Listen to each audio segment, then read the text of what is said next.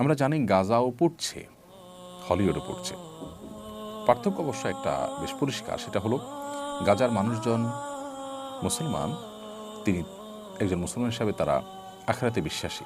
দুনিয়া যদি পড়েও যায় মুসলমানের, তারপর তার আখিরাতের অনন্ত অসীমকালের যে যাত্রা, সেখানকার সুখ এবং জান্নাত থাকলেই তার এই পড়ে যাওয়াতে তার জন্য তেমন কোনো ভয়াবহ বিপদের কারণ বা ক্ষতির কারণ ব্যাপারটা সেরকম নয়। কিন্তু যারা আখিরাতে বিশ্বাসী নন, তাদের তো দুনিয়াটাই সব, তাদের দুনিয়ায় পুড়ে যায়, তাদের আর থাকলোটা কি? আল্লাহ তাআলা আমাদেরকে ঈমান এবং তাকওয়ার চর্চায় অগ্রগামী হওয়ার তৌফিক দান করুন। পৃথিবীর প্রত্যেকটা ঘটনা থেকে শিক্ষা গ্রহণ করার তৌফিক দান করুন।